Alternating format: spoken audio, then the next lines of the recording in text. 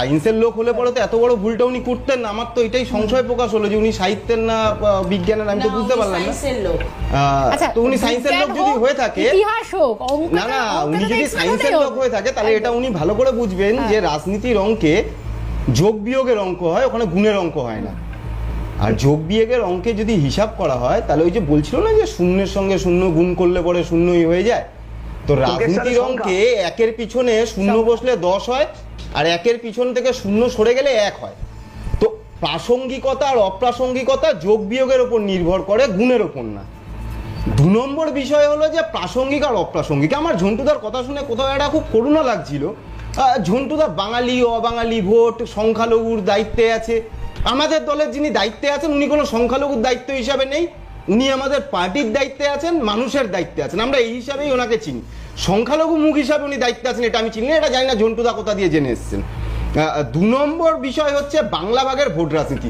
আমি বুঝতে পারছি না ঝন্টুদা কি এখন সাম্প্রদায়িক হয়ে গেছেন নাকি, যে ঝন্টুদা হঠাৎ করে বাঙালির ভোট ভাগ হয়ে যাচ্ছে, বাংলা পক্ষে যোগদান করেছেন কিনা আমি সেটাও জানি না। ঝন্টুদা হঠাৎ করে ভাগাভাগির রাজনীতিতে চলে গেলেন কেন? এতদিন পর্যন্ত ঝন্টুদার ভাগাভাগির রাজনীতি মনে পড়েনি। এখন বিষয়টা হচ্ছে যেই জায়গায় যখন বামপন্থীরা পশ্চিমবাংলার রাজনীতিতে একের পর একের অন্যায়ের বিরুদ্ধে যখন সোচ্চার হচ্ছে, যখন প্রতিবাদ প্রতিরোধে সংগঠিত হচ্ছে, এই বিজেপি আর এই আরএসএস এরা বুঝতে পারছে যে এই পশ্চিমবাংলার মাটি থেকে আসলে তারাই অপ্রাসঙ্গিক হয়ে যাচ্ছে, মানুষ ছুড়ে ফেলছে। 18টা সিট থেকে 12টা সিটে এসে ঠেকেছে, 26-এর নির্বাচনে কোথায় গিয়ে ঠেকবে তার ঠিক নেই। আর সবচেয়ে বড় কথা, এদের দলেরই তো কোনো নিশ্চয়তা নেই।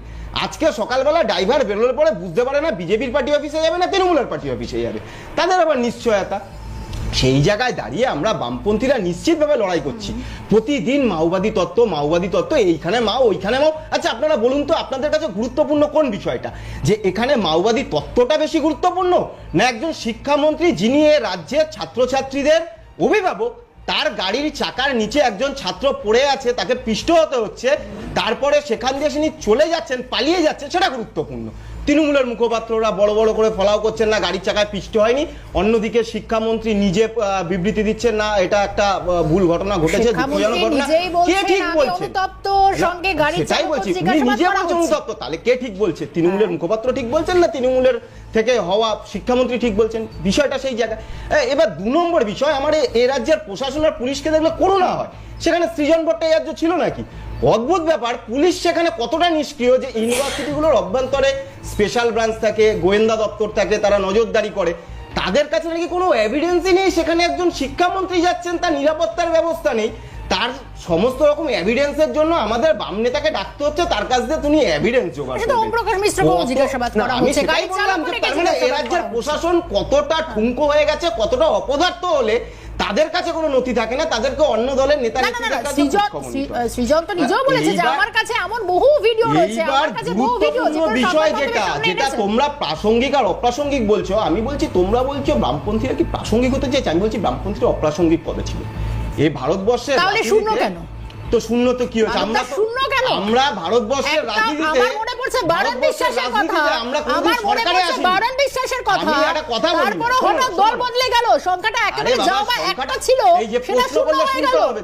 কারণ তুমি প্রফেসর না যে তুমি 20 মিনিট আমায় শোনাবে আর আমি 20 সেকেন্ডে তার মাল্টি চয়েস কোশ্চেনের অ্যান্সার দেবো। প্রশ্ন যখন করেছে শুনতে শেখো। তো সমস্যাটা কোন জায়গায়, যে প্রাসঙ্গিক আর অপ্রাসঙ্গিকতার কথায় প্রতিদিন এই বাজারি মিডিয়া যারা প্রতিদিন প্রচার করছে যে অপ্রাসঙ্গিক, আসলে এরা বামপন্থীদেরকে অপ্রাসঙ্গিক করে বিজেপিকে প্রাসঙ্গিক করতে চাইছে। মিডিয়া ছাড়া তো বিজেপির কাছে আর কিছু নেই, তার জন্য আজকে যখন একটা ছাত্র আক্রান্ত হচ্ছে, সে ছাত্রের পরিচয় যেটাই হোক, সে যদি অন্যায় করে থাকে তার শাস্তির ব্যবস্থা রাষ্ট্র করবে, প্রশাসন করবে, এই নিয়ে আমাদের কোনো আপত্তি নেই। কিন্তু একজন ছাত্র সে একজন শিক্ষামন্ত্রীর গাড়ির চাকায় পিষ্ট হচ্ছে, যখন এটা নিয়ে মিডিয়ার আলোচনার বিষয়, মিডিয়া সেইখান থেকে দিক আর চোখ ঘুরিয়ে দেওয়ার জন্য প্রতিদিন মাওতত্ত্ব হলো। যখন এই ছত্রধর মাহাতো, সিদ্দিকুল্লাহ চৌধুরী, মমতা বন্দ্যোপাধ্যায়, আজকে বিজেপির নেতা শুভেন্দু অধিকারীরা পূর্ব মেদিনীপুর অঞ্চল জুড়ে মাওবাদী তকমা নিয়ে বামপন্থীদের হত্যা করলো, তখন কি এই মিডিয়াগুলো কি বুড়ো আঙ্গুলে ঢেঙ্গা চুষছিল? তারা একবারও মাওবাদী তত্ত্ব প্রতিবাদ করতে পারে? আমাদের পালা হাওয়া ঘুরছে কিনা?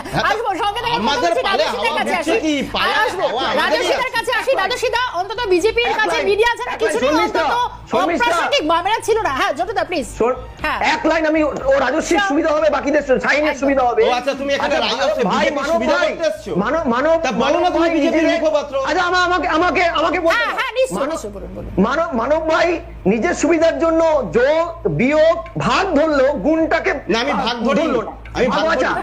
দ্বিতীয়